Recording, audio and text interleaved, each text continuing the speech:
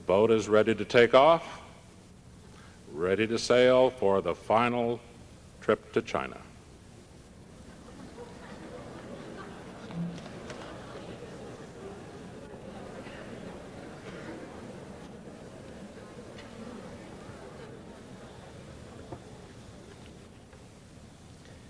Before we start, Larry and I are proud to represent our school, coaches, and NFL district in the final round of the 1996 Tar Heel Nationals. We would like to thank Phillips Petroleum, the National Forensic League, and the North Carolina committees for their support in making this competition possible. Finally, a special thank you to our teammates, Mike and Ari, and coaches Abe Kahn and Jason Patil for their invaluable contribution. Last but not least, to Mr. Belch, thank you for your dedication to coaching, and most of all, for your friendship.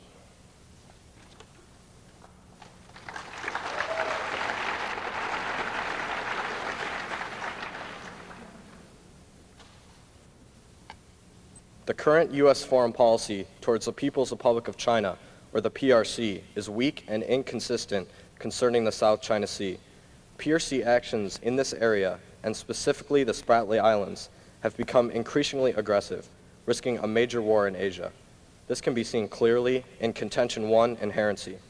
Subpoint A is that non-involvement is the current U.S. foreign policy towards China over the South China Sea, as Holger Jensen from the Scripps Howard News Service and the Arizona Republic explains on April 19, 1995, page B5. The Clinton administration has made it clear that it will not intervene. All it has done is announce that it has no interest in the Spratlys. Washington's stance has dismayed our allies within the Association of Southeast Asian Nations, who fear the Chinese are testing both U.S. resolve and their own. Without American support, ASEAN's resolve doesn't amount to much. Our hands-off policy is encouraging China. The U.S. has been telling us for 20 years that freedom of the sea is important. So where is the freedom it has been fighting for? Somewhere in our military cutback, one presumes. U.S. action and support will be key, but this will not occur in the status quo. Subpoint B, with no defense commitment against the PRC, U.S. policy is ambiguous. As Thomas McNauer, a senior fellow from the Brookings Foreign Policy Studies program in the Brookings Review explains in fall 1994, page 16, thus far, the United States has demurred, rejecting Ramos's treaty interpretation and warning U.S. firms that they explore disputed areas at their own risk. U.S. diplomats repeat endlessly that no one should use force to resolve these issues. U.S. policymakers want to stay clear of the local dispute over tiny, desolate, and often submerged atolls. Due to the inadequacies of these actions, Larry and I stand resolved that the United States government should substantially change its foreign policy towards the People's Republic of China through the following. Plank 1. The U.S. government will issue a communique to the People's Republic of China dictating that the U.S. opposes any use of military force in the South China Sea and will defend against further sovereignty violations by the PRC. Plank 2. In accordance with real-world policy, plan will be passed through normal means. The affirmative reserves the right to clarify intent. The affirmative also solves one overwhelming impact, averting multiple wars in the South China Sea and beyond. This becomes obvious in Contention 2. A major power war is imminent in Asia. Subpoint A.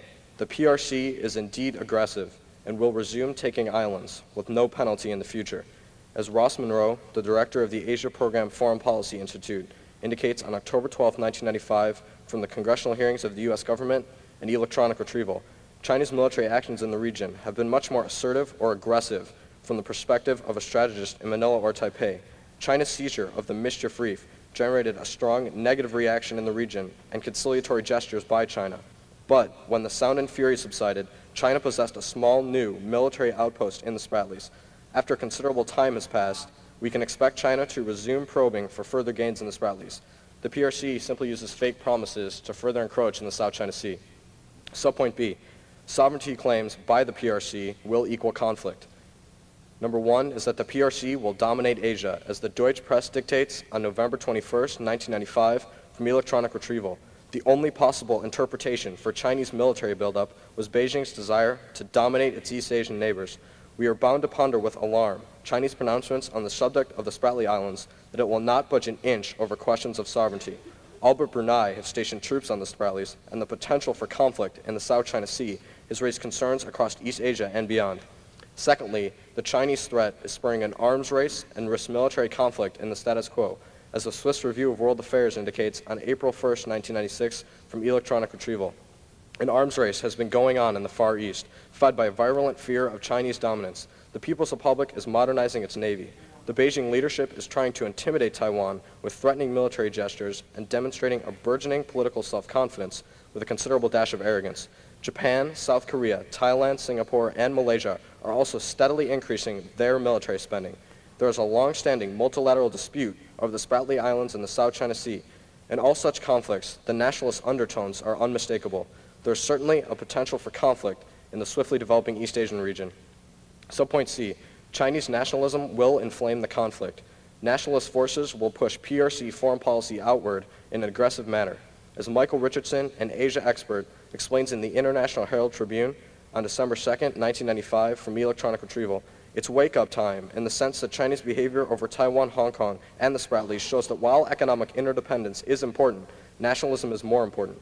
China's actions were also a reminder that it has unresolved territorial and maritime disputes with Russia, India, North Korea, Japan, Vietnam, Malaysia, Brunei, and Indonesia, as well as the Philippines. Any one of these disputes could spark off a local conflict. Subpoint D, a Japanese dispute escalates to major power war. Denny Roy, a professor of political science at the University of Singapore, indicates in International Security from the summer of 1994, page 163, China and Japan have similar but competing security interests in the region. One such interest centers around the South China Sea. Chinese-occupied islands would soon give China the ability to restrict the flow of shipping through the South China Sea, in effect to cut Japan's jugular vein. With the waning U.S. power in the region, Japan and China are likely to identify each other as the most dangerous potential adversaries. The natural consequences of these tensions is a hegemonic war. In a Sino-Japanese Cold War, Southeast Asia would be an area of primary interest to both contestants, increasing the chances of a direct major power conflict. The new East Asian Cold War would be more dangerous than the previous Cold War. Subpoint E, this war would be disastrous. An aggressive and nuclear Japan would retaliate. As James Calder, the director of the program on U.S.-Japan relations at Princeton, indicates, April 1996, from Foreign Affairs, page 55, spurred by energy realities, China's growing capabilities, and Japanese anxiety that the U.S. presence in Asian waters could significantly recede, Tokyo is approaching a moment of decision on its deployments in the early 21st century. Secondly, all of Asia responds quickly, as Paul Cropsey, the director of the Heritage Foundation Asia Studies Center, indicates in fall 1991 from the Policy Review, page 25.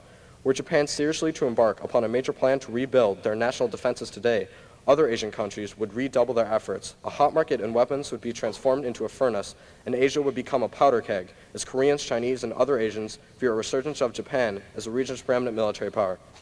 Fortunately, Larry and I present Contention 3 solvency.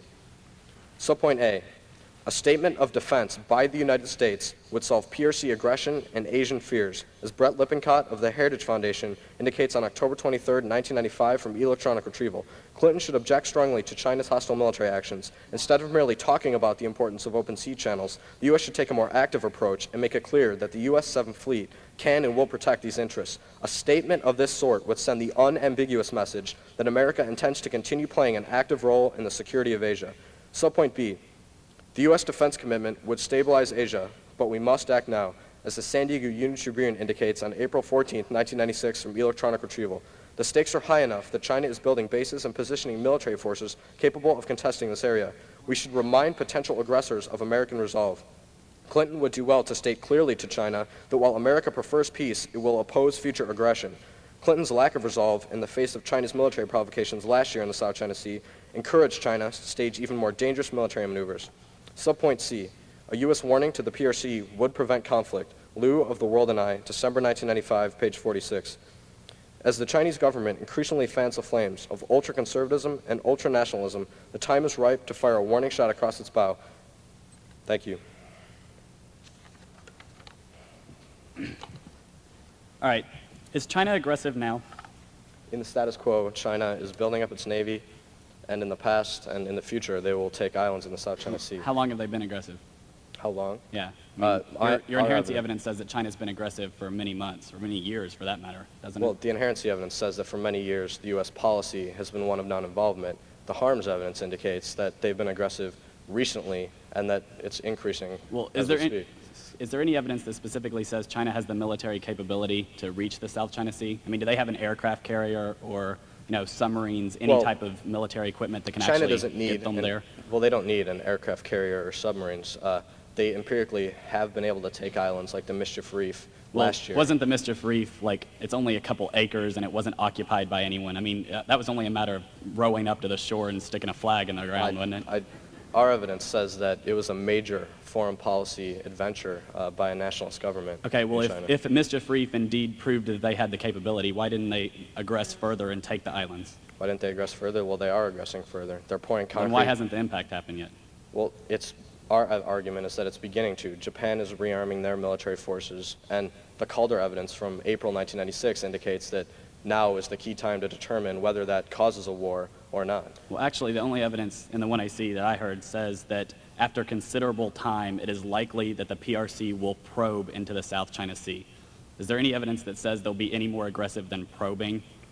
Well, Monroe's argument is that what they do is they enter negotiations like they do now, but those negotiations are simply a stopping point to make everyone feel secure, and then they take another island, just proving that they will be aggressive in the status quo. Okay, well, does the advantage occur only if China becomes aggressive or if other Asian nations perceive that they're aggressive?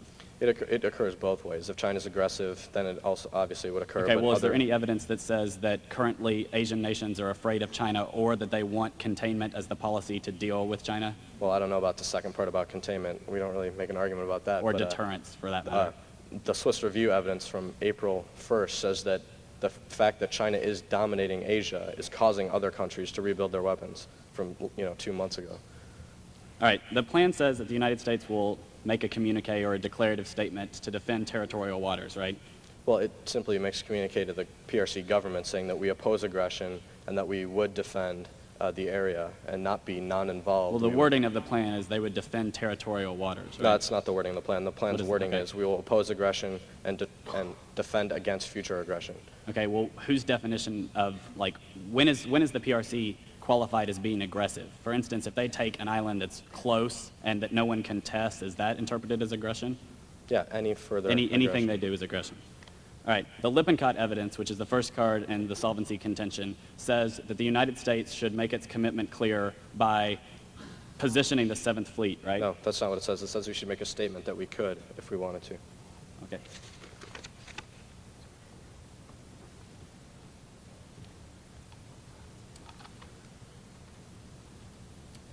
Before beginning the first negative, Dustin and I would like to thank Phillips Petroleum for providing a forum which truly reflects the diversity of the debate community.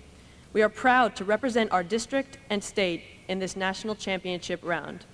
We echo our opponent's appreciation to all those involved in running the tournament, with particular gratitude to the Executive Council, Debate Tab, and our gracious hosts, Mrs. Jacqueline Foote, the Southview Schools, and the Fayetteville community, for their unparalleled hospitality. On a personal note, we thank our school and headmaster, Mr. Peter Briggs, for their generous support. We extend a special debt of gratitude to our coaches, Mr. Aaron Timmons and Mr. Alex Pritchard. For the past 4 years, they have spent countless hours acting as coaches, mentors, and most importantly, as friends. We thank them dearly. We want to thank our former teammates, Doug, Andy, Jeremy, and Walter, for paving the way to this final round. A special thanks to juniors Josh and Rashad for putting up with us. We know it's not easy. To all our teammates back home, thank you for your constant support. We also extend appreciation to our parents and families. They have been so supportive throughout our careers in debate, and we can't thank them enough. Finally, thanks to Larry and Adam, our esteemed opponents.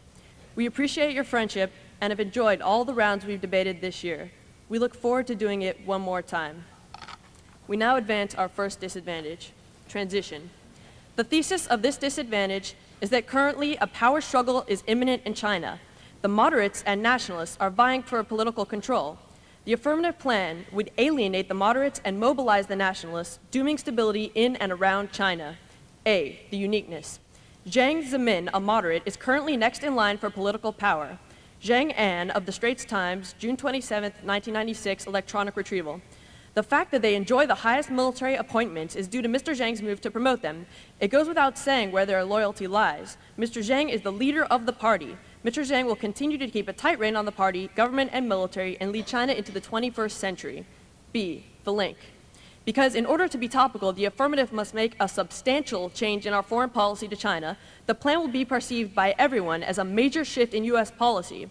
The affirmative policy of deterrence would mobilize the nationalists in China and end all hopes for a peaceful transition. Drew Liu of The World and I, December 1995, page 45. Containing China did not work in the Cold War and will not work in the post-Cold War era. Pursuit of this policy may undesirably feed into the dangerous xenophobia fanned by the current leaders in China, thereby jeopardizing any chance of peaceful transition to democracy in the post-Deng era. Moreover, containment cannot work because the economic links fostered between China and the world in the last 16 years make such a policy unimplementable. A worst-case scenario arising for the adherence to a containment policy would be the rise of the military and ultranationalist groups dooming China to expansionism. C. The impacts.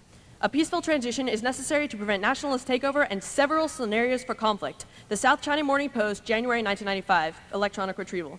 If the nationalist strongman emerges, it would be with the People's Liberation Army's reluctance. But such a leader would create a militarily aggressive China and would use force if Taiwan declared independence, possibly dragging America into the war.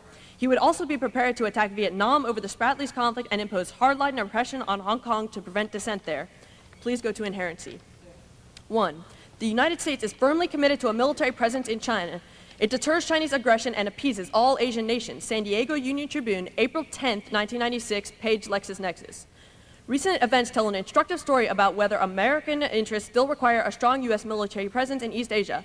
The 37,000 U.S. troops stationed in South Korea and 100,000 troops in Japan are tangible deterrents against any resumption of hostilities on that strategic peninsula. As for Taiwan, China knows that any attack on the island would wreck Sino-American relations and prompt an inevitable U.S. response. Second, the United States already has formal defense guarantees with Korea and Japan. The Taiwan Relations Act guarantees a response to U.S. aggression on Taiwan. The U.S. already has commitments to the ASEAN Regional Forum. Third, the affirmative plan is enacted right now. There is no structural barrier. The affirmative team will argue that the troops are not directed towards China. Their distinction is semantic at best. Intent is irrelevant to structural inherency. The final argument on inherency is the inherency-solvency dilemma. Either Asia is secure now because troops exist in Asia, or the plan requires mobilization of troops, which would do more harm than good. Now please go to harms. 1. China lacks the military means to invade for multiple reasons. Monroe testifies on October 12, 1995, page LexisNexis. The PRC is years away from having the capability to overrun the Spratlys and then militarily hold them. The islands are still too distant for the Chinese Navy to engage in longer-range sustained military operations. Air superiority is essential to any successful military enterprise there. Despite their modernization efforts, the PLA Navy operating in the Spratlys remains vulnerable for many reasons. Chinese warships are hampered by inadequate air defenses and a lack of sophisticated targeting radar, and the Su-27s can reach the Spratly Islands but cannot operate to their full potential. My second argument is that China has already signed the Law of the Sea Convention. They have agreed to abide by it. The plan is simply unnecessary. Third, tensions will not escalate in the South China Sea for 4 reasons. The Washington Quarterly, July 1995, page not known.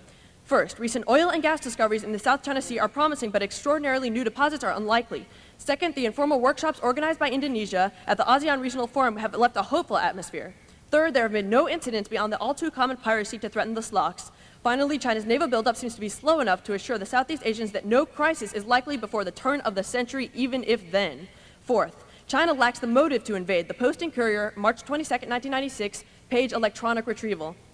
On most substantive issues, China over the last 15 years has behaved with shrewd regard for what makes international stability and the best environment for economic development. The plain fact is that most of the time, China is not the irresponsible heavyweight that is too often depicted. China has abandoned support of revolutionary movements in neighboring countries, and on the vexing issue of the disputed Spratly Islands, it has decided it is prepared to use international law, in particular the UN Law of the Sea Convention, as a basis for resolving the issue.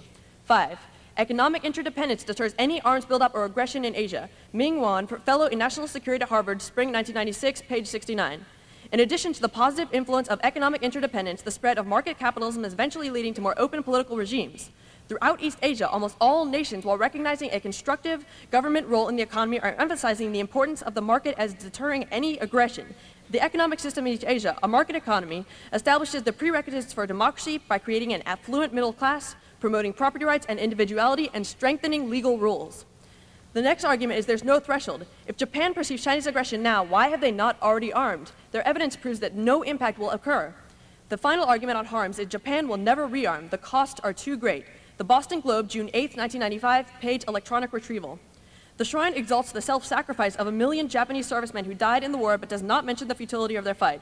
No matter which plaques adorn the shrines, there is no likelihood that Japan will rearm and pose a danger to its neighbors. Now please go to solvency. My first argument is the A subpoint Lippincott evidence assumes the United States will send the 7th Fleet into China. That's what their evidence says. If the plan does not do that, they simply cannot solve. Second, incrementalism. There is no need for the hasty action of the plan because the status quo is the best alternative. Currently, the United States is engaging China in dialogue and multilateral efforts to quell Chinese aggression. Christopher of the Federal News Service, January 18, 1996, page electronic retrieval. We also have a profound stake in helping to ensure that the powerful nation pursues modernization in ways that contribute to the overall security and prosperity of that vital region. That is why we're pursuing a strategy of engagement which is designed to integrate China into the international community and to enhance our cooperation on such common problems as the North Korea nuclear problem, drug trafficking, and alien smuggling. The third argument is that U.S. keeps a military presence at its base in Okinawa, Japan to reassure Asian countries and to react to China if necessary. U.S. Department of State, July 31st, 1995. American policy in Asia begins with Japan. The 7th Fleet is no Cold War anachronism. The American troops stationed in Japan are a wise investment in the future security for the entire region. They provide a stabilizing presence for all the nations of Asia. The next argument is that if Chinese actions necessitate intervention, the United States can always fall back on a deterrent containment policy. If we preemptively contain China, we can never go back to engagement. Lord of the Federal News Service, June 27, 1995. It is not at all inevitable that China is going to be a hostile state or an irresponsible state. And that goes to the importance of the approach, is starting with engagement rather than containment. If you start with containment, you're treating China 100% as an enemy. You've thrown away those prospects that essentially China would become a friendly power. If you start with engagement, you may be able to find a modus vivendi with China as a responsible power. The next argument is turn. Containment will result in many scenarios for war, because it is a self-fulfilling prophecy. If we treat China like an enemy, they will become one eventually. The next argument is turn. A hardline stance on China will cause the Chinese to cut off deals with our aerospace industries, which will hurt our ability to forward deploy troops. The International Herald Tribune, June 26, 1996. China has a good friend in Boeing, in case anyone doubted, but a hardline stance would cause China to be expected to retaliate by killing off lucrative deals with American companies, many of whom have already invested millions of dollars here. I'm now open for cross-examination.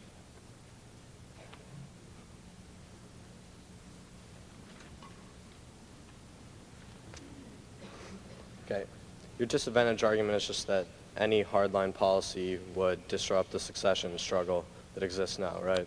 No, our link evidence from The World and I indicates that specifically a policy of deterrence would embrace the Chinese nationalists. It would give them a platform to go against the moderates in the election. The evidence actually says a policy of containment, right? But then it goes on to talk about militarily deterring them. Right, which is a part of a containment policy, right? I guess it would be your plan. So containment is what? Similar to what we did to Russia during the Cold War? That would be a definition? Well, that would be an extreme form of containment. Right. Our interpretation of containment would be the affirmative policy which militarily deters a nation. I'm just wondering which author you quote makes the argument that the plan itself would be all of a containment policy, not just a small part of it. It seems to me your link evidence is talking about economic concerns and things like that. Oh no, the Liu evidence does not say anything about economic concerns. It specifically says militarily deter them. Right, your evidence says that containment wouldn't work because China is such an economic power and that economic containment would destroy that, right? That's no, it says that military containment would fail because of China's economic ties to other could you nations in the region. Could you read me that line? Sure. I guess I didn't hear it.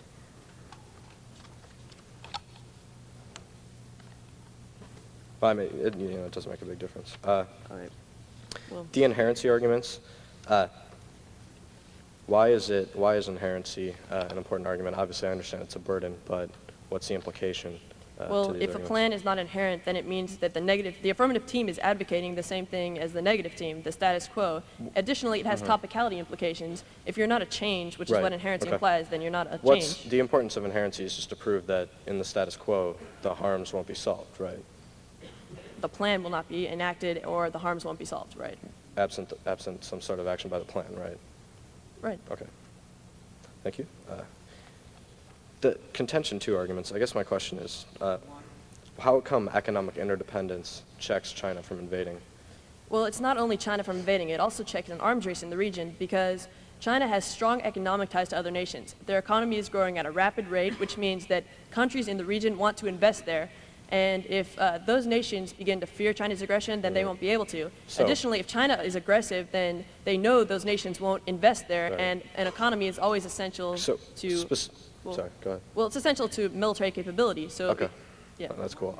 So a country like Japan specifically focuses more on its economic domestic concerns than on foreign policy issues with China. That's your argument, right? Well, I guess. I mean, Okay. specifically, yeah, investment in China. Okay, that's cool. How does Clinton's engagement policy work? That's just the last question. What's involved in our sorry? what's involved in our current engagement policy right In our now? current engagement policy, high-level dialogues with China, pursuit of agreements with them, mutual agreements. Peaceful agreement, right? Yes. Okay. Thank you.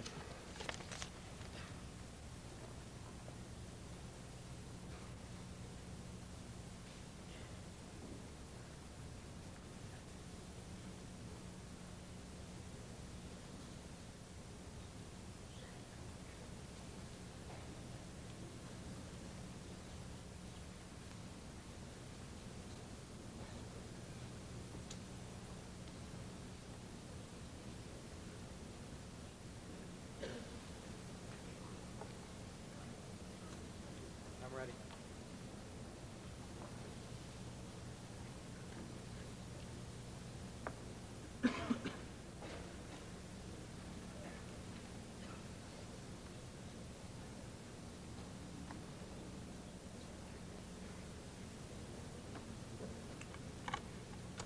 The order will be transition and then the case in 1AC order.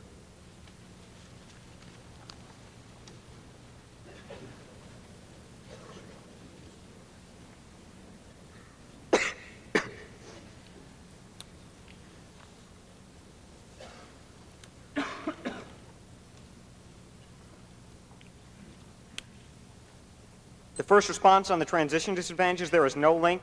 Does not assume specifically a military containment policy. The Liu evidence actually concedes at the end of his article that a deterrence policy or a warning shot to China is necessary to solve nationalism, which is our C subpoint insolvency. The second response is there is no link to a containment policy. It assumes many facets, like we did with the Soviet Union, banning technology transfer, economically containing their expansion, etc. Nothing the plan deals with. Clearly, other factors are key to China's perceptions of containment.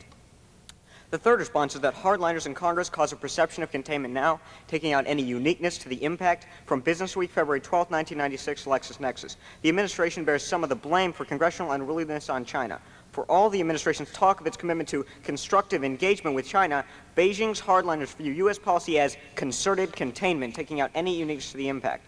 The next answer is that there isn't any brink. The PRC has no clear leader currently. The Richmond Times, 5/22/1996 from LexisNexis.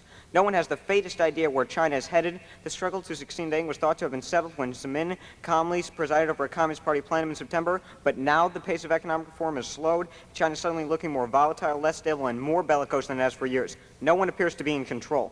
Next response, there is no link. No evidence says a statement of South China Sea defense is enough to hurt Jiang's credibility and bring a new regime into power through some crazy internal link like a military coup.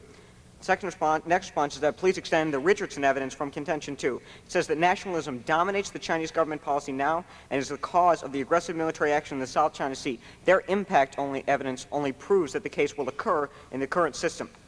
The next response is there can never be a unique impact. This evidence says that China's behavior and policy is completely dominated by hardliners in government now. From Uli Schmetzer, Chicago Tribune, February 18, 1996, from Electronic Retrieval. All across China, the trend is unmistakable. Jiang Zemin has taken to donning Mao suits, intimidating military maneuvers. Hardline strategy now dominates every facet of Chinese policy. Hardline leaders are wielding the country's new economic and military clout while playing on a vast popular reserve of support for nationalism. The next response is that, non-unique, the U.S. is taking hardline action now on proliferation sanctions, IPR sanctions by China, and the interference in the Taiwan Strait, all things that China is backing down on, something they say they can't do to preserve power. Now please move on to the inherency contention. He makes 4 arguments. The first, Lindsay. The first argument is that the U.S. is committed to a military presence in East Asia now. However, this means nothing to the case. The inherency evidence, both cards say we have a non-intervention policy in the South China Sea. We could have 5 billion troops sitting in Japan, but if they are not obligated or ordered to act in the South China Sea, it has no bearing on whether China invades the South China Sea or no bearing on whether the harms occur. Her second response is that the U.S. has a defense commitment now to many countries, including the ASEAN states. Specifically, the first inherency card speaks to this. It says the non-intervention policy overruled the 1951 defense commitment we have with the Philippines. The second response is we meet our structural inherency burden since President Clinton, the commander-in-chief constitutionally, dictates that the U.S. government policy is non-involvement. Additionally, the affirmative meets their attitudinal inherency. U.S. policymakers, proven by the second inherency card, are currently focusing on other security matters in Asia like U.S.-Japan trade disputes and the alliance. Clearly not focusing on the affirmative, preserving our burden in two ways. The number three is that there is no structural inherency. The troop placement is not any part of the plan. We don't say that we'll send troops to the South China Sea, only that a statement of South China Sea defense backed up with a U.S. military deterrent is all that is necessary. Clinton's policy of non-involvement and engagement right now provides structural inherency for that part of the plan. The last answer is his inherency insolvency dilemma. Clearly, this doesn't apply because plan does not require mobilization of troops. Our argument is they read solvency evidence for her. The troops can mobilize now from Japan. All we need, and they will be a credible military deterrent. All we need to say to China is they will be used in a South China Sea conflict. Now please go on to the contention 2.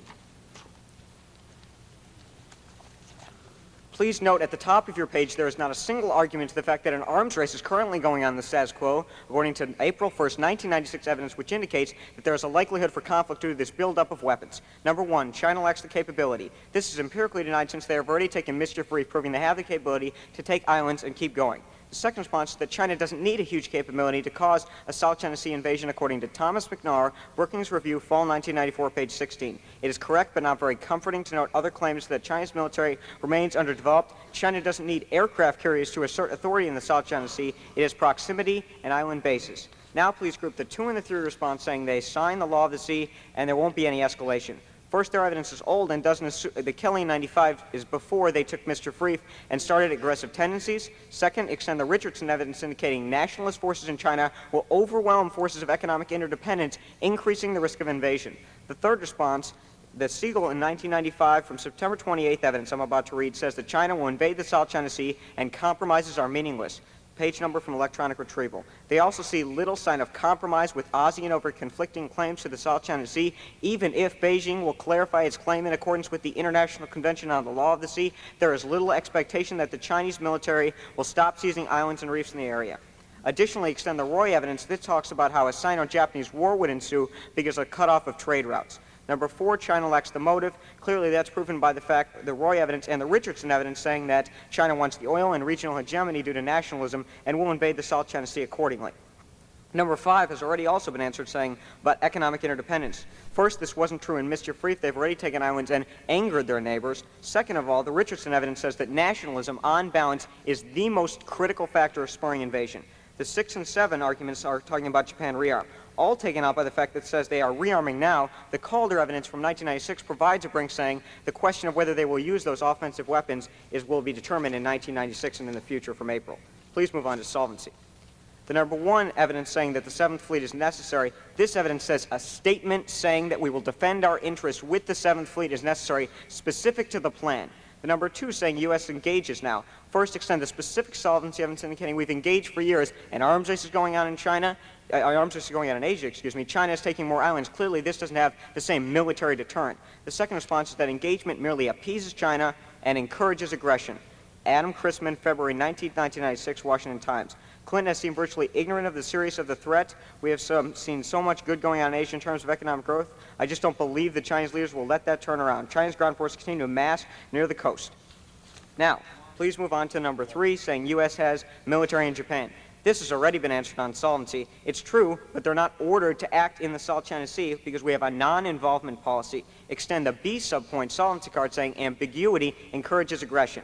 Now, the 4 and 5 responses talking about how containment would be bad. First, extend the plan isn't a containment policy, and that China perceives a containment policy in the status quo. The third, his argument is, we have had an engagement policy for years, and we cannot further risk continuing a containment policy. We need to move to that containment policy, or a deterrence policy specifically. The last answer is that a hard line hurts forward deployment.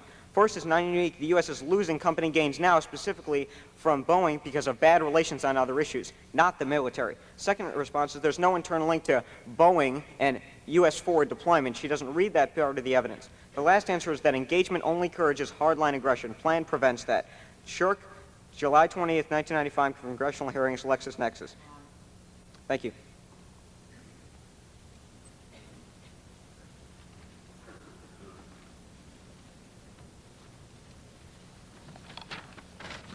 All right.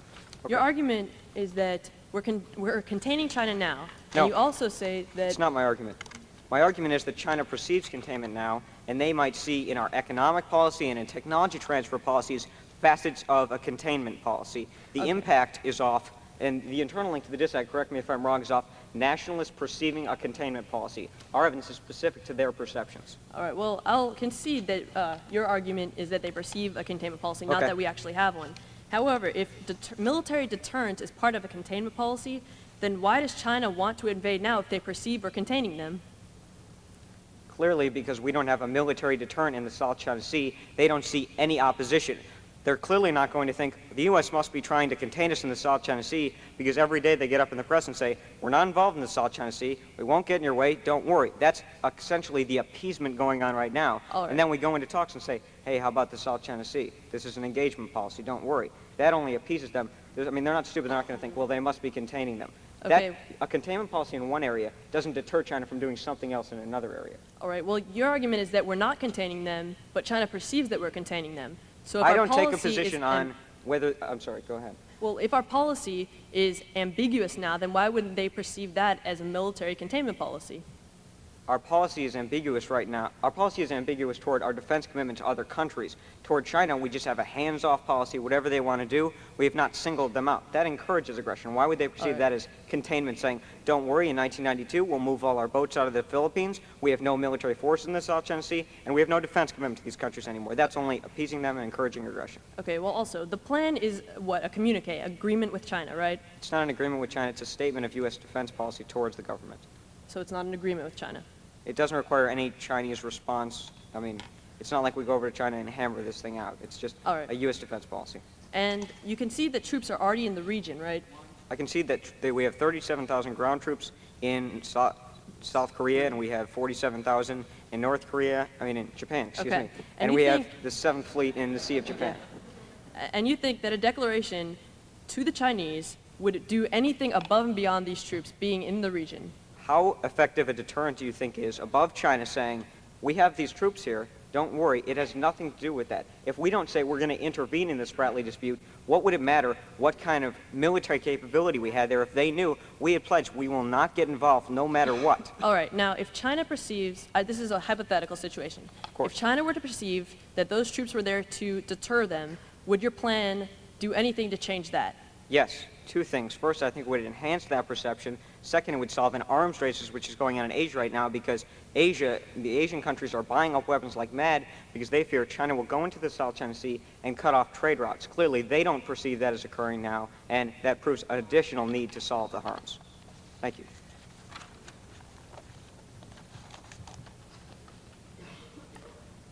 There'll be a small overview, then the transition disadvantage, and then the solvency contention.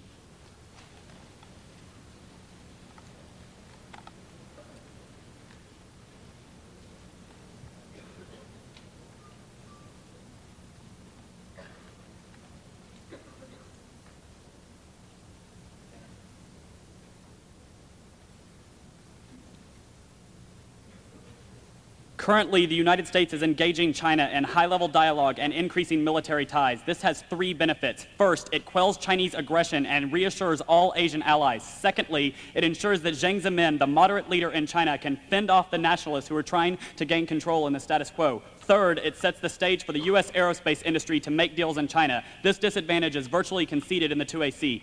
Our evidence proves definitively that preemptory deterrence postures like the plan end all hopes for engagement. When engagement dies, millions of people die with it. In a policy-making paradigm, the disadvantages clearly outweigh the advantages. Furthermore, the affirmative has not fulfilled the burden of meeting each and every stock issue 100%. In fact, the plan is not inherent, and it certainly doesn't solve for a significant harm. Please go to the transition disadvantage. Since the mid-1970s, Deng Xiaoping has been the paramount leader of the PRC. Now, however, Deng is on his deathbed. Consequently, China is undergoing an intense power struggle. Multiple individuals are vying for power. Prominent nationalists and members of the military wing, or the PLA from now on, are attempting to steal power from Jiang Zemin, the current moderate leader. Our evidence proves that Jiang is leading in all polls, and specifically, he is leading because of America's engagement policies. Our link evidence by Liu in 1995 is excellent. It explains that U.S. deterrence policies give a platform to the nationalists, which use it to usurp power from Jiang. The nationalists, in turn, become aggressive and declare wars, turning the case advantage. Also, please note that Larry concedes the impact in the 2AC. Now, his first two arguments, there's no link, it's not a containment policy, and my evidence assumes containment. Please group those. The first argument is that the Liu in 95 evidence, which is the author of my link card, says, you're right, he's in the 1AC. However, he concludes negative. He says deterrence, in fact, will not work because of economic interdependence in the region. Secondly, is his distinction is semantic. He says the plan is deterrence, and my evidence talks about containment. However, it is certainly true that if we were to declare to the Chinese country that we are going to deter them from their own sovereignty issue, that would certainly be be perceived by them as both deterrence and containment. The third argument is that his distinction is irrelevant. Our evidence is specific to deterrence, not containment, like he says it is. The final argument is that deterrence forces are viewed by the Chinese as containment. This is Gideon Rockman in January 1996. But it may be objected if the United States is not prepared to give an explicit military guarantee and there is no prospect for an ASEAN NATO, why should the Chinese take opposition seriously?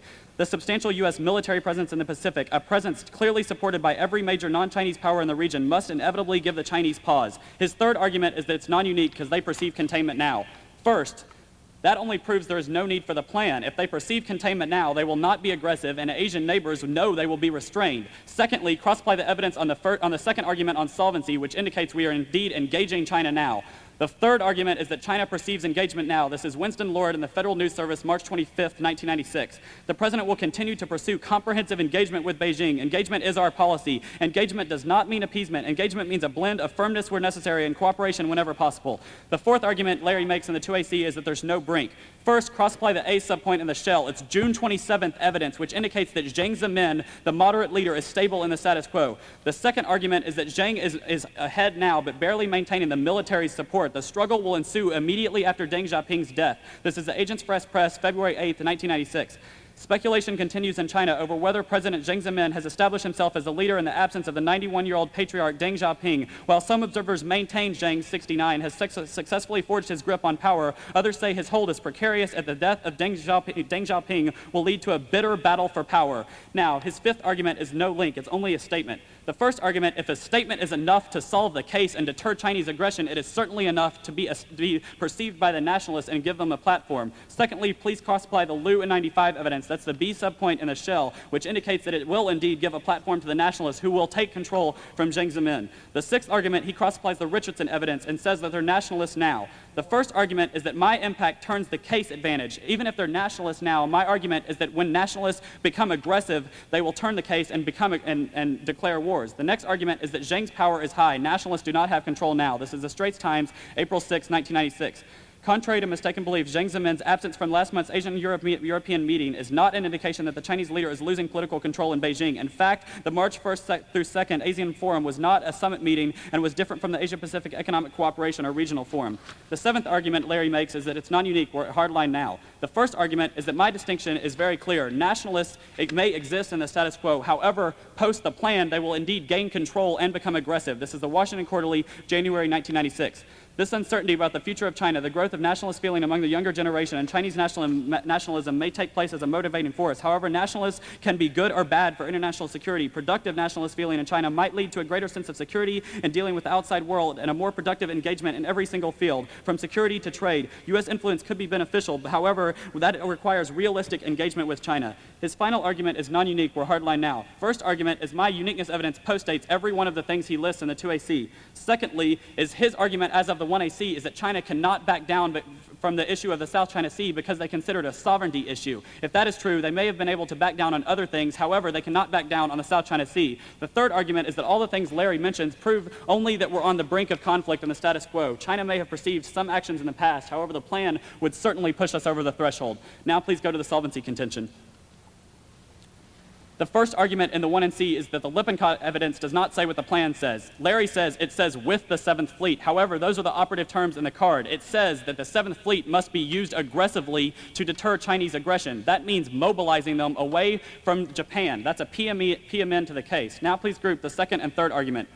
The first argument is that empirically engagement has worked in the past. In fact, their own uniqueness evidence in the 1IC says that there's been no war, and we're engaging them now. That proves that it's working. The second argument is empirically engagement solves. We should engage and then fall back on containment if necessary, because containment is irreversible. This is the Washington Quarterly previously cited in January of '96. It would be unwise to push China into a corner through a preemptive containment strategy. Such a strategy would be difficult to reverse, whereas if the United States begins with a strategy of engagement together with its allies, it can always fall back on containment if China's actions make this necessary. The third argument is that any need for militarization is solved by the troops in Japan. We have a huge military force now. Larry's distinction is that we're not telling China they're there because of them. However, that distinction seems to me to be ludicrous. Less than 100 miles away from the Chinese coast, there is a Navy fleet. If they become aggressive, they know that we will certainly respond. Now, please address the fourth argument specifically. Larry groups the fourth and fifth arguments. However, this is a big mistake. The fourth card is by Lord in 95, and it indicates that engagement is not only a better policy than containment, but if engagement fails, we can always fall back on containment. However, the reverse is not true. If you take the action of the plan and deter China, then there's never a possibility for you to go back to engagement. At least with my approach and the status quo, you can attempt to solve through engagement and then fall back to containment if necessary. Now, the fifth argument is that containment is a self-fulfilling prophecy. He only says they perceive containment now. However, I answered that argument on the dissad that they don't perceive containment, they perceive engagement. Secondly, engagement only ignites predatory aggression and provokes 8th scenario for wars. This is Cronin in 96. The fundamental flaws of a containment policy are manifold. First, while containment suited an overextended and revisionist Soviet Union is neither appropriate nor feasible. Second, containment connotes a level of Cold War hostility. Third, containment would be a self-fulfilling prophecy. Fourth, containment would strengthen the position of the hardline elements in China. Fifth, containment would be predicated on an exaggeration of China's present military capabilities. Sixth, containment could precipitate Chinese military intervention in the South China Sea. Seventh, containment would derail chances of enlisting Chinese support for important international and regional issues. And eighth, containment would undercut U.S. leadership in Asia. The final argument will be addressed in the 1NR.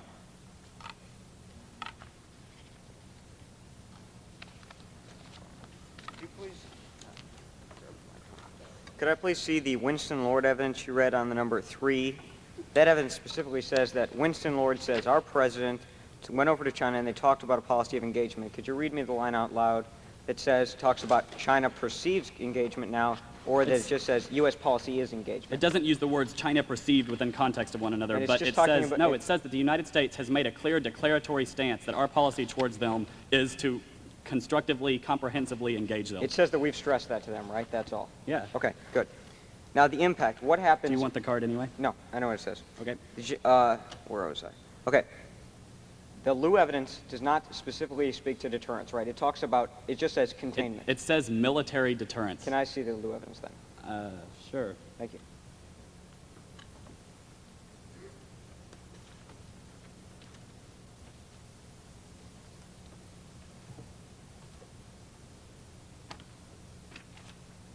Where's that?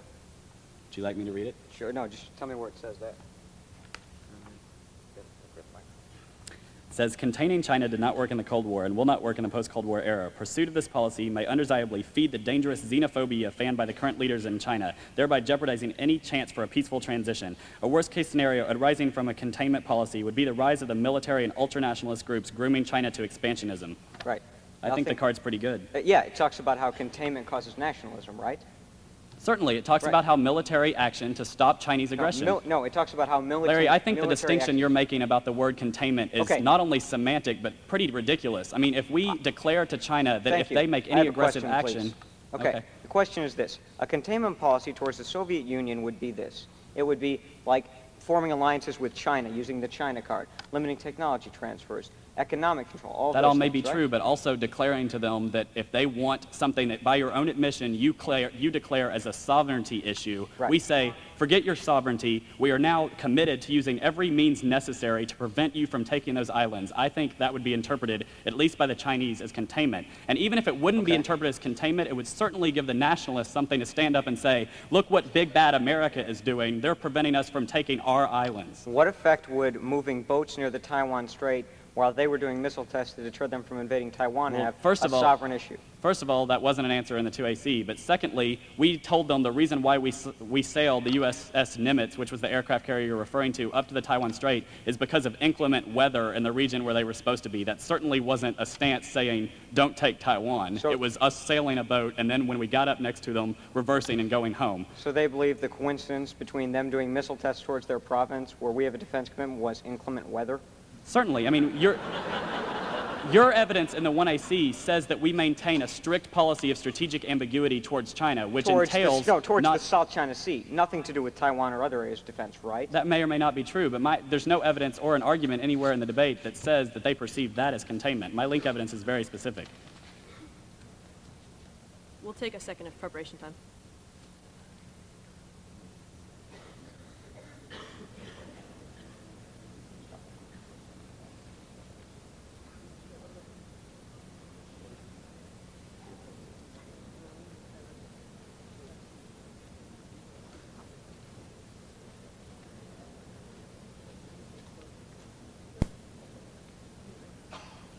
All right.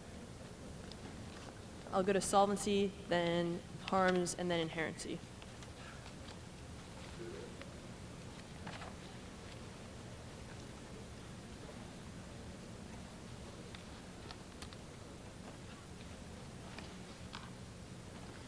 Ready?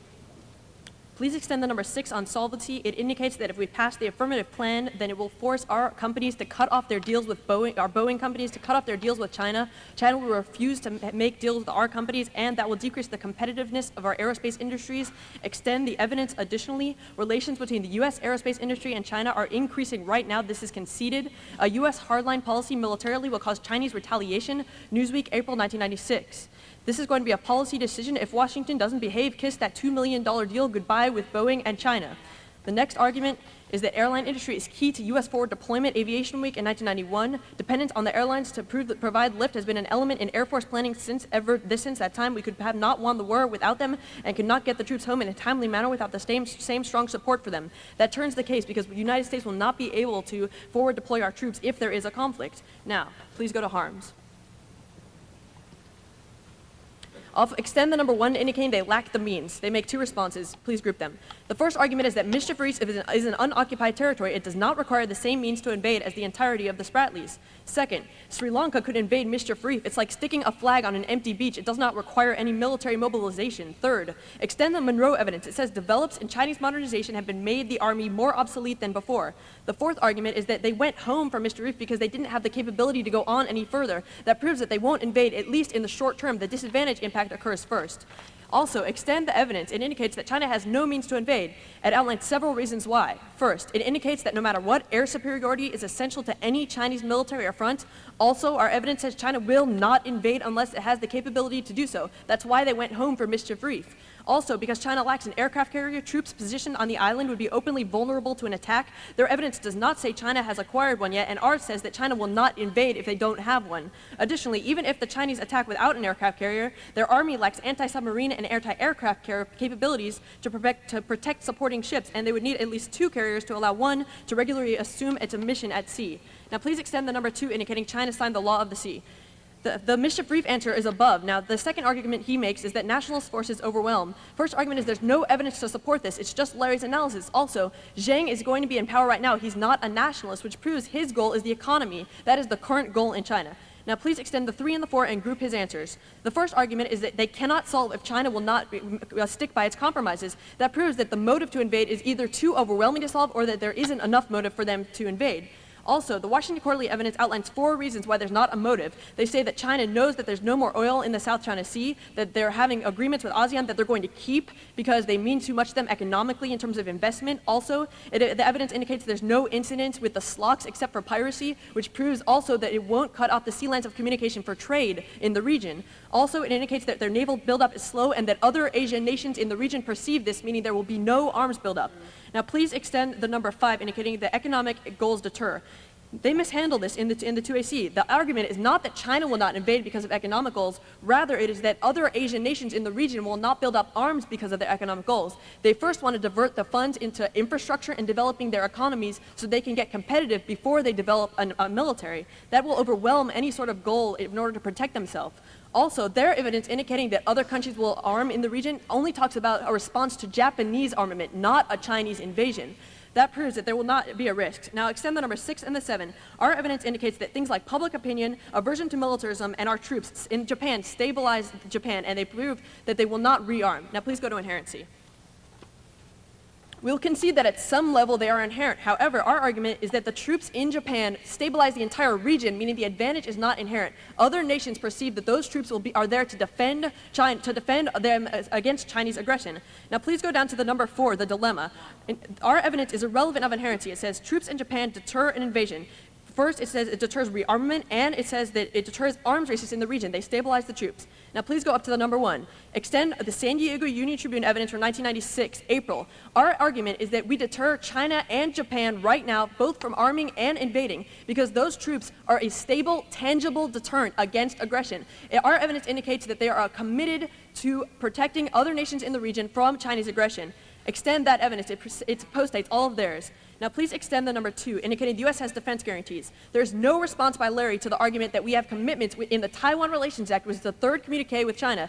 Our argument is that we committed to maintaining peace in the region. That's Section 2, Part B of the Taiwan Relations Act. Now, he says that it overruled the 1951 defense commitment. That's irrelevant. That arguments about attitudinal inherency are irrelevant. We're arguing that at a structural level, the plan is not inherent, and at an attitudinal level and at a harms level, they are not inherent. Also, extend the number 3, indicating the plan is enacted, structural distinctions are irrelevant.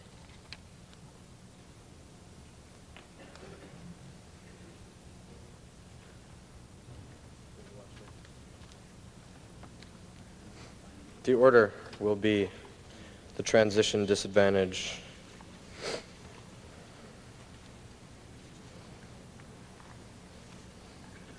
and then the case in order.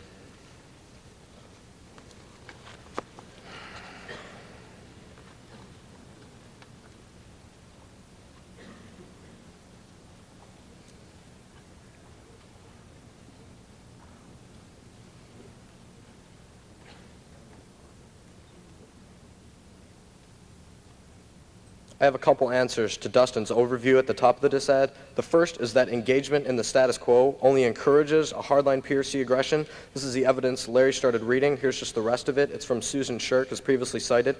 The Chinese drive to win respect by showing strength will produce constant conflict with the United States if we continue to simply engage China. This approach provides ample opportunities for Chinese leaders to win domestic support. This also strengthens the hand of the hardliners. We must maintain a robust and credible military deterrent against the possibility of Chinese aggression in the Asia-Pacific, specifically endorsing the plan. Now, the first 2 arguments from the 2AC is that it's our solvency author and it doesn't assume the plan. First argument, he does not conclude negative whatsoever. A statement of deterrence itself is not containment. The link evidence assumes actually moving the ships into the area. I'll answer the fact that on solvency, our solvency evidence doesn't. Secondly, Taiwan empirically disproves all these arguments. That's pretty clear in the cross-sex when Larry says that they were having missile tests, we moved ships into the area, and China stopped. Now, the third argument in the 2AC is that there's a perception in China that we're hardline now. The main argument is that their evidence doesn't give China's perceptions. My evidence says that China specifically perceives actions in the Congress as trying to contain them. Their evidence is just a statement by the United States. Our inherency evidence indicts those statements, saying that they don't solve. Now the number 4, there's no clear leader. The simple fact is that even if Zhang is in control, he's simply only a figurehead. The Schmetzer evidence, read later in the 2AC, says that the PLA hardliners control all of foreign policy in the status quo, and that Zhang is simply a figurehead at the top of the government. Now, the number 5 is that there isn't a link. The plan is simply only a statement. That's argued above. Now, the last 3 arguments, the Richardson evidence says that nationalists control the government now, and the Schmetzer evidence that they control all of foreign policy and that Zhang isn't even close to being in power. The last argument, you extend the 2AC number 8, that we'll have hardline action now. His only argument is that his evidence postdates it, but our argument is there will be sanctions on proliferation that will occur in the future, which will postdate any argument he has. The second argument, you extend all the solvency evidence that because of ambiguity, aggression exists now. If you solve that ambiguity, we solve that aggression. Contention 1, please. Lindsay extends to number 1 that the U.S. is committed now to stop China. first argument is that others don't perceive U.S. troops in Japan or South Korea at all. There's simply not a piece of evidence stating this. My evidence says that they're rearming now because they perceive that U.S. troops won't solve. Secondly, is their evidence doesn't apply to the South China Sea. It talks about Taiwan and other areas like India, specifically irrelevant to the case. Additionally, extend that the plan meets its structural inherency burden because Clinton's current policy as the commander-in-chief of the Army is to be non-involved in the South China Sea specifically. The last argument she extends is the inherency solvency dilemma. Simply extend that, number one, the plan doesn't need troops whatsoever to solve, it's simply only a statement, and the plan meets all its burdens. We only have to prove the harm won't be solved. I think we're proving that. Now, contention 2, please. The most important argument is that an arms race is existing now. That evidence is from April, post-stating all of their arguments. The first argument extended is that China won't invade. Our argument to that is that they don't need an aircraft carrier because they have proximity on close island bases to the area. Additionally, they just bought Su-27 jet fighters to give them air superiority. Straits Times, February 24th, 96, from electronic retrieval. The situation will have considerable strategic impact. For instance, the Russian deal to grant China a license to manufacture the Su-27 is an important development within these regional ramifications. Now, this 2 and 3, the Law of the Sea Treaty would solve. First argument, you extend the Siegel evidence that China will never cooperate in the future no matter what. Additionally, the Roy evidence says that they do have the capability and that Japan would rearm. The number 4 is that China lacks the motive. First argument is they do believe there's oil and they will gain hegemony in the South China Sea. Second argument is their evidence that gives the 4 reasons is simply very old. My evidence says from April that an arms race is existing. That's simply a fact. Now, number 5 is economic interdependence checks. First argument, it's empirically denied. All countries in Asia are building up their weapons now. Their second argument is that domestic economies are key. But my evidence says that when China takes over the sea lines of communication in the South China Sea, that destroys domestic economies. Now, the last argument is Japan will never rearm. If that's true, why are they doing it now? The negative has no answer to that. My evidence is 2 years older than the negative evidence. Now, solvency, please. First argument is the Lippincott evidence doesn't assume what the plan says. This is simply a semantic game like they claim. Our evidence says we should prove that we could use the 7th Fleet as a deterrence mechanism. That's the plan. Now, the number 2, this containment argument. First argument, there is an arms race now. That's a 2AC evidence. Second answer, we've already tried to engage them. His argument about how we could engage and then contain is what the status quo does. They try to engage now. That has failed. The only hope is the affirmative. I'll drop down to the 4 and 5 that the U.S. can always fall back. That's the same argument as above, that we need to fall back in the status quo. Secondly, the fact that we have an engagement policy now is only ambiguous, which only reinforces fears. The plan would solve for that. Now, the number 6, the aerospace argument. First argument is that the impact is irrelevant to forward deployment. Second argument is that all this is new. The 1NC and 2NC doesn't make any of these arguments, and Lindsay concedes the argument that U.S. companies will lose their gains in the status quo irrelevant of the plan. Thank you.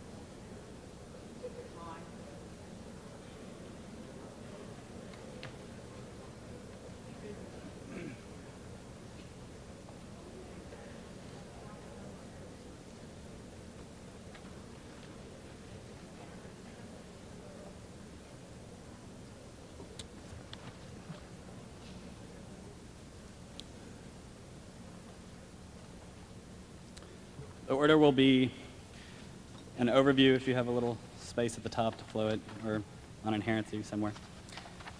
Then the transition disadvantage. Then the harms contention. Then solvency. Then inherency. That's it.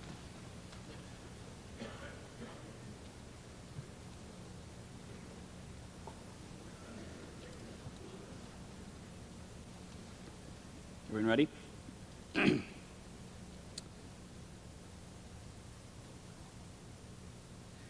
The coverage in the 1AR is very scanty on the case debate. It is, in fact, certainly not adequate for the affirmative to win any significant case harm. We have proven that China does not have the motive nor the means to be aggressive. The 2AR will tell you that even if Chinese aren't aggressive, other countries perceive that they will be. However, that is simply not true. Our evidence says that Asian nations don't fear Chinese aggression and that, in fact, they prefer engagement to deal with China. The case has no harm to solve for, and even if it did, it certainly doesn't solve. Our evidence says that when we attempt to deter China, we fail, creating more instability and turning the case back. If you vote affirmative, you ensure nationalism in China, the collapse of the aerospace industry, and a war with China. We have certainly proven that the disadvantages of the case outweigh the advantages, and for that reason, we ask you to reject the affirmative. Furthermore, the affirmative has not met the stock issues of harm, significance, inherency, and solvency. Please go to the transition disadvantage.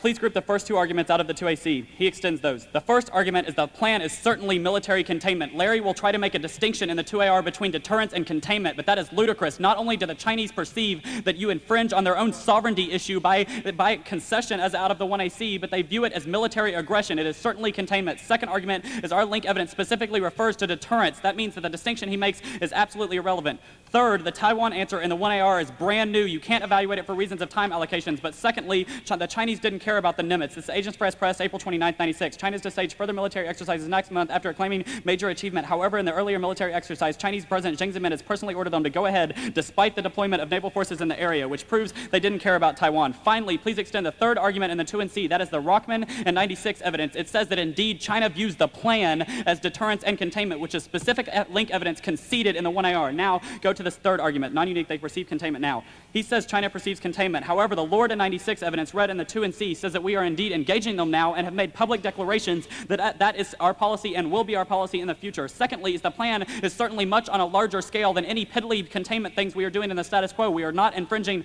on their sovereignty issues. Now, the fourth argument, he says there's no brink. The first argument is please classify the Agents Press evidence from 1996 that I read. It postdates everything they read and indicates that Zheng is indeed stable now. Secondly, the power struggle will inevitably occur when Deng Xiaoping dies. They have not answered that argument. Now, the fifth argument, he says the plan is just a statement. I explained above why it is infringing on their sovereignty. Now, the sixth answer, he says the Richardson evidence says they're nationalists now.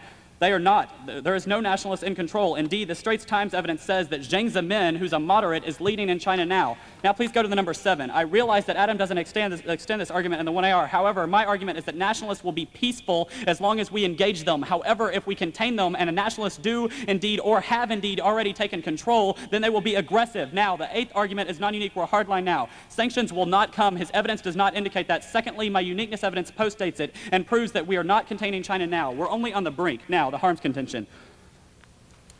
Please group the first two arguments. Adam reads a piece of evidence saying that Su-27s have been bought by China. However, these specific airplanes do not have refueling devices, which precludes them from helping in the attack of China. The Monroe 95 evidence in the 1&C says that. Secondly, draw a big circle around the fifth argument Lindsay makes in the 1&R. She gives 4 reasons why they don't have the means. They don't have air support. They simply will not invade. They don't have an aircraft carrier, and the Army lacks anti-submarine warfare defenses. Those are all reasons why they are simply not capable of getting there. The third argument is Larry will use Mischief Brief as an example of how they have. However, that empirically proves that they didn't have the power because when they got there, they turned around and came home. Now, please go to the third and fourth arguments. The tensions will not escalate because China has no motive for intervention. There is also 4 reasons provided in the 1&R for this. Adam doesn't answer any of them. There is no oil in the South China Sea. China knows it, so they have no motive to go there. ASEAN is important to them. They want their investment. There is no propensity for conflict in the SLOCs, which is the sea line of communication, and Chinese naval buildup is slow. They don't have the motive. They will not get there. My evidence is not old. It's from 1996, and that's his only argument. Now, please go to the 6th and 7th. Japan won't rearm. First argument is Japan is not rearming in the status quo for a couple simple reasons. First, it's against their constitution. Second, it's against public opinion. And if they are overwhelming, as the affirmative contends, then it's too late to solve. Please go to the solvency debate. Please group the second through fifth argument. First argument is that incrementalist approach is best. In the status quo, we are engaging China, and that is indeed solving, as empirically demonstrated by the fact that there are no wars now. Second argument is that any need for military deterrence is solved in the status quo. Troops are there now. Third argument is engagement proves we can solve in the status quo. Finally, he draw a big circle around the card that I read at the end of the 2 and C, which says containment causes 8 wars in China. That is conceded in the 1AR. Now, the aerospace disadvantage. We have the only evidence in the round from June, mind you, saying U.S. aerospace industries have contracts with China. If the plan isn't acted, then China will cut off its contracts with Boeing. If that happens, the competitiveness of our aerospace industry declines, and we can't possibly forward deploy, which turns the case back. That's conceded in the 1AR. The inherency debate. I'm not going for the fact that the plan is not inherent. However, the troops in Japan are a stabilizing force. I explained that above. In conclusion, voting affirmative will only ensure disaster. The Lord evidence says that each step we take towards containment trades off with engagement. If you don't engage China, then the disadvantages occur immediately. Thank you.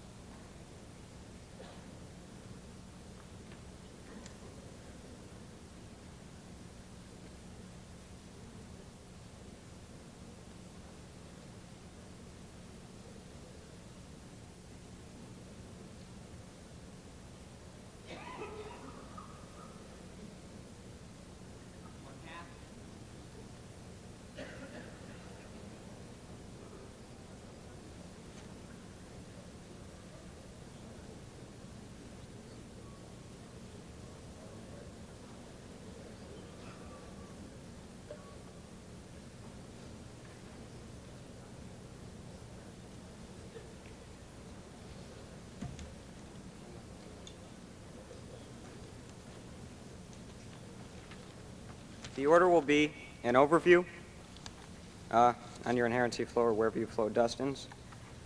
Transition, contention to harms, solvency, and inherency will be on the bottom.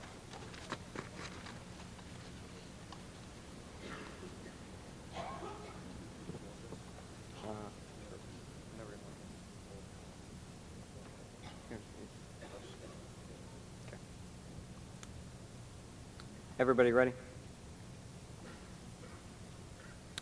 An arms race is going on in Asia now in the status quo, despite the current engagement policy that empirically denies every negative argument that engagement and troop levels in Asia will solve the problem. April 1996 evidence, which is not contested, it can't be contested, which is fact, saying that half the budgets of governments in Asia are going towards defense spending because of a Chinese military maneuvers in the South China Sea. The arms race impact from April 1996 says a conflict is imminent from miscalculation, which will occur much faster and have greater implications than the negative impacts. The Sino-Japanese War, the Roy evidence talks about, based off a Chinese invasion of the South China Sea, and conflicts throughout Asia are the only thing that could escalate to the nuclear level, putting our impact on a greater level of severity, which they ignore. Clearly, they will occur in a faster time frame. Now, transition. Dustin ignores Adams' arguments to his impact overview, the most important being the Shurkin 1995 evidence saying engagement only encourages PRC hardline aggression. It is an absolute turn to the disadvantages. There is not one word spoken to it in the 2NR. Don't apply anything for him. The evidence says that when the U.S. acts hardline, it hurts the credibility of hardliners. When the U.S. acts softline, hardliners in the country point to the United States and say, look how weak they are. We're more powerful. We should be nationalists. That evidence straight turns to disadvantage. Not a single argument. Either way, it takes out 100% of the link. Now please go to the line by lines, the 1 and 2 saying there is no link to the policy and it assumes many parts of containment. First, I'm not saying that deterrent might not be a factor in a containment policy, but it is only one facet. We have other policies like limiting technology transfer, economic containment, which would all inflame nationalism or make them point to the United States as the big bad bully. Second response is he drops the 1A argument, the Liu evidence saying that a hardline policy prevents conflict from growing nationalism in China right now, providing a unique turn to the disadvantage, not another argument in the 2NR. Third response, his Rockman deterrence equals conflict evidence. First, doesn't say that deterrence is a containment policy, mind you. Second, nor does it speak specifically to the plan. Please extend number 3, saying there's a hardline perception of containment now. He says extend the Lord card. This is a person and a U.S. official a U.S. government official saying our policy is engagement. My evidence is better for 2 reasons. It's more recent. Second, it says that China perceives containment because of all the anti-China people in Congress taking out any uniqueness to the internal link to the disadvantage. Also extend number 4, it takes out the unique disadvantage saying there is no clear leader, which means there will be an imminent succession struggle when Deng dies in the current system because Zheng is only a figurehead, more recent than their evidence. Also extend the 6 and 7, the Richardson evidence says that nationalists will be aggressive now, not peaceful, answering his distinction. That's why they'll invade the South China Sea, besides the fact that PRC policy is completely dominated by hardliners now. I'd also like to extend the uniqueness argument on number 8. It says pro-lift sanctions are imminent in the current system, being a hardline containment policy. Contention 2, please. Don't blame Adam because he is shy. He makes every single argument he needs to. He just doesn't expand on them and make unnecessary arguments. Number 1, China lacks the capability. Group their responses. First is the evidence Adam reads in the 1AR says Su-27 jet fighters specifically gives them the ability to patrol the South China Sea and that they don't need an aircraft carrier to go back to and refuel because they have proximity and island bases. Second is the McNaughter evidence answers all of his reasons he lists because he says since they have such close islands, it decreases their dependency on naval vessels. The 2 and 3, the escalation arguments. Many arguments also conceded here. The Seagull evidence answers their compromise argument. It says that China will never compromise with ASEAN even if they sign the law of the sea. Second is the Monroe and Roy evidence directly answer the oil argument. It says that China still believes there is oil there and that they will continue because they want regional hegemony. Third, she drops the impact escalation argument that says, Dustin does, that a Sino-Japanese war would ensue because when China cuts off the sea lines of communication, it crushes Japan's economy because they can't trade with Europe. The only other argument he goes for is the Japan argument. First, extend that nationalism in the status quo will cause aggression. Second is he doesn't answer the fact that Japan is rearming now. The reason we can still solve the impact is we prevent them from being aggressive with those weapons. The Calder evidence says otherwise they will escalate to the nuclear level. Solvency. The 2 through 5 arguments. I have 6 arguments to this. Please group them. First, conceded argument, engagement is appeasement. We go over there and say, hey, how about the South China Sea? That's not a deterrent mechanism. The specific solvency evidence from the San Diego Union Tribune says a statement of South China Sea defense is key to our defense commitment. Second, 6 months ago, their evidence was true. We shouldn't resort to containment. Now, the arms races are going on. Things are happening that are bad for stability. Clearly, it's time to fall back on containment. We are not a preemptive containment policy. Third extent, they perceive containment now, taking out the uniqueness of the impact. This directly answers as containment equals 8 wars. Mind you, not one is extended and the 2 are explained. The hard line towards forward deployment, first, drops the one argument that there's no cooperation now, killing any aerospace cooperation, and that the impact is brand new in the 1NR, and that we already have the technology for forward deployment. Inherency. Conceded on the overview, troops do not solve regional stability now. Let's get the word assembly started. Vote affirmative.